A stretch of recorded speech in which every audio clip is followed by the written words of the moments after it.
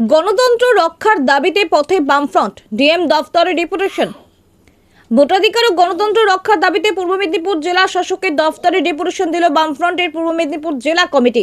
ভোটাধিকার বাঁচাও, গণতন্ত্র বাঁচাও, বাংলা বাঁচাও, এই দাবিকে সামনে রেখে বামপন্থী সমর্থকেরা মিছিল করে ডিএম অফিসে পৌঁছান এবং স্মারকলিপি জমা দেন। ডেপুটেশনে বাম নেতৃত্ব রাজ্যের সাম্প্রতিক কয়েকটি রাজনৈতিক বিষয় তুলে ধরে প্রশ্ন তোলেন তারা।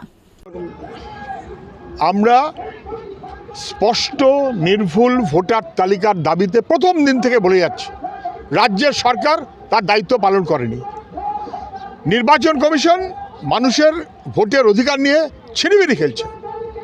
আমরা গত দুদিন ধরে কলকাতায় বিক্ষোভ করেছি, নির্বাচন কমিশনের দপ্তরে শেষমেশ ওরা দেখা করতে বাধ্য হয়েছে। ব্লকে ব্লকে বিক্ষোভ করেছি। আজকে গোটা রাজ্যের বিভিন্ন জায়গাতে জেলায় জেলায়, এটা তমলুক, নিমতৌড়ি, মেদিনীপুরে জেলা শাসকের দপ্তরে কয়েক হাজার মানুষ আমরা এসে হাজির হয়েছি। এবং স্পষ্ট কথা, আমাদের ভোটার তালিকা নির্দিষ্ট করো, স্পষ্ট করো, তারপর ভোটের তালিকায় বরাবর ভোট দেওয়া মানুষকে সন্দেহজনক করে রেখে অন্যায়ভাবে ভোট লুট করার চেষ্টা আমরা করতে দেব না। বিজেপি ভোট লুটে থাকে, তৃণমূল ভোট লুটে থাকে এবং সেই কারণেই ভোটার লিস্টের নাম এদিক ওদিক করে দিচ্ছে।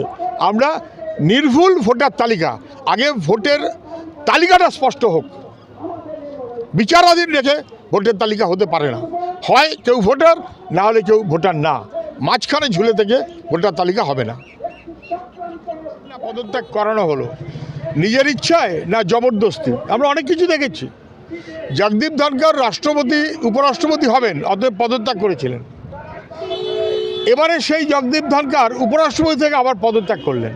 নানান রাজনীতির খেলা, জবরদস্তি, চাপ, টার্গেট ফিল আপ করতে হবে। টার্গেট ফুলফিল না করলে ওরা খুশি হতে পারছে না, দেখা যাবে।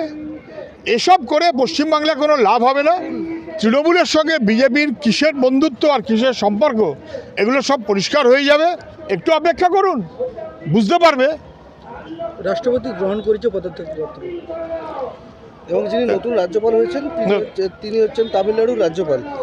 তিনি প্রাক্তন গোয়েন্দা কর্তা, তাকে কেন আনা হলো? সিভি আনন্দ বোস আমাদের রাজ্যপাল হয়ে এসেছিলেন। কেন এসেছিলেন? আমরা তো বারবার বলেছি রাজ্যপাল পদটা অপ্রয়োজনীয়, হাতি পোষা, দিল্লির কথায় নাড়াচাড়া, যা দিল্লি বলবে সেইভাবে চলতে হবে। দালালি বলতে যাবো যায় তাই। ফলে দালাল আনন্দ বোসকে নিয়ে এসেছিল রাজ্যপাল, তিনি আবার মুখ্যমন্ত্রীর কাছে হাতে করে নিয়েছেন। এখন আবার আরেকটা কাউকে নিয়ে আসবে, সেও দালালির ভূমিকা পালন করবে। পশ্চিমবাংলায় রাজ্যপাল করে দিল্লি বিজেপির হয়ে কাজ করবে, আরএসএসের দালালি করবে, এমন লোক খুঁজে বেড়ায়। এবং সেই কারণে এখন আবার নতুন লোক নিয়ে এসেছে। এ কদিন কে চলবে কে চলবে না ভবিষ্যৎ বলবে। মনীষীদের নামে উচ্চারণ ভুল, বঙ্কিমচন্দ্র চট্টোপাধ্যায়ের বঙ্কিম শট, শ্রীরামকৃষ্ণ পরমহংসদেবের নামও ভুল, উত্তরাখণ্ডের মুখ্যমন্ত্রী পুষ্কর সিং। দেখুন, পশ্চিমবাংলার মনীষী তাদের সম্পর্কে বারে বারে যে ভুল কথা বলা হচ্ছে, ভুল উচ্চারণ করা হচ্ছে এবং তাদেরকে যে অবমাননা করা হচ্ছে, এটা বাংলা এবং বাঙালি সম্পর্কে দিল্লির বা বিজেপির অবমাননারই অংশ। এর আগে মধ্যপ্রদেশে মন্ত্রী করেছে, প্রধানমন্ত্রী করেছেন, স্বরাষ্ট্রমন্ত্রী করেছেন, এখন উত্তরাখণ্ডের মন্ত্রী।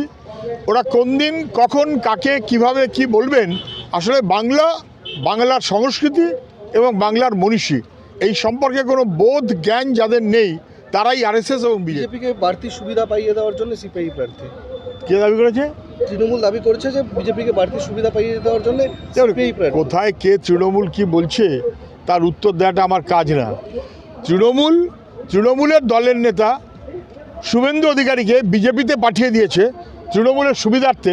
সবাই বুঝতে পারছেন, একই মাঠে খেলছে।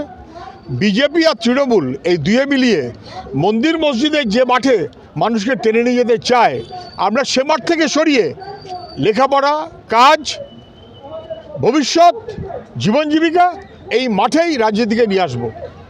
আজকে সকালে দেখা গেল সেক্টর 5-এ সেখানে বিজেপির যে যাত্রা রয়েছে, সেই যাত্রায় তৃণমূল হামলা করেছে, এরকম অভিযোগ করেছে বিজেপি। কোথায় বিজেপি যাত্রা করছে, তৃণমূল হামলা করছে? কোথায় তৃণমূল চুরি করছে, বিজেপি প্রশ্রয় দিচ্ছে? কোথায় ইডির ঘেরাটোপ থেকে কাগজ ছিনতাই করছে মুখ্যমন্ত্রী, ইডি তার উত্তর দিতে পারছে না কোর্টে গিয়ে। তৃণমূল বিজেপির আভ্যন্তরীণ রসায়ন নানান রকম। কোনোদিন আপনি ঝগড়া দেখবেন, কোনোদিন বন্ধুত্ব দেখবেন, অম্ল মধুর। আরএসএসের ডাইরেক্ট বিজেপি, আরএসএসের ইনডাইরেক্ট তৃণমূল। আজকে মেট্রো চ্যানেলে সেখানে মুখ্যমন্ত্রী এসআইআর বিষয় নিয়ে ধর্নায় বসেছেন, সেখানে দেখা গেল শুভপ্রসন্ন, কবির সুমন এদের দিকে দেখতে। দেখুন, মুখ্যমন্ত্রী আজকে একটা কি ধর্নায় বসেছেন, তো ওনার তো মুখ্যমন্ত্রী হিসেবে অনেক কাজ ছিল, সেগুলো করেছেন। উনি বলেছিলেন আমার প্রাণ থাকতে এসআইআর নয়, ওনার প্রাণও আছে, এসআইআরও চলছে, সে উত্তর উনি দেবেন। ফলে উনি কখন কি বলেন তার উপর কিছু নির্ভর করে না, উনি রাজ্যের মুখ্যমন্ত্রী।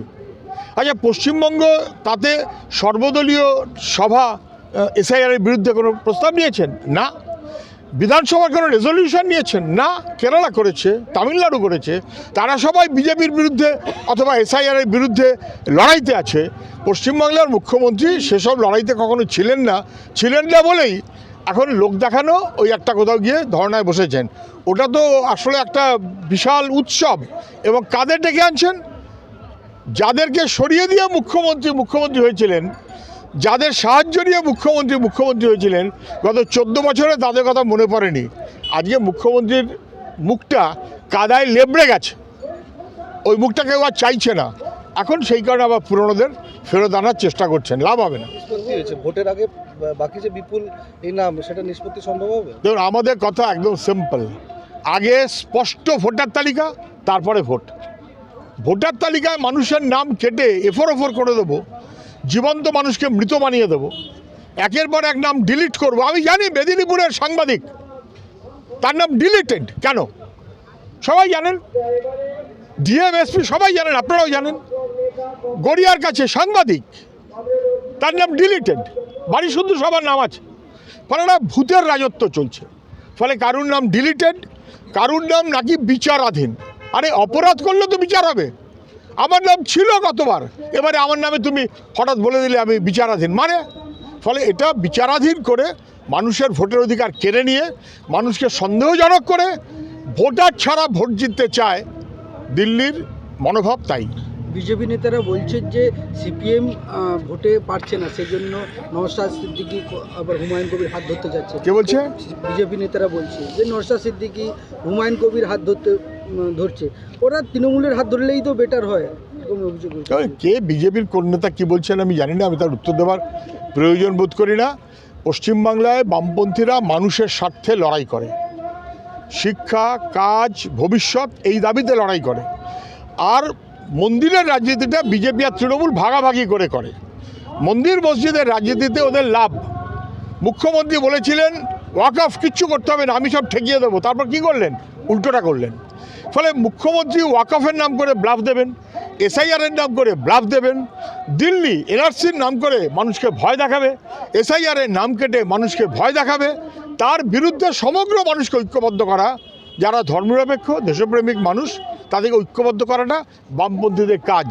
লাল ঝান্ডাই একমাত্র বিজেপি আর তৃণমূল সেই জোকের মুখে নুন, একমাত্র বামপন্থীরা সেই মনোভাবে বামপন্থীরা চলে বলে বিজেপি আর তৃণমূল আমাদের বিরুদ্ধে একসাথে চলতে চায়।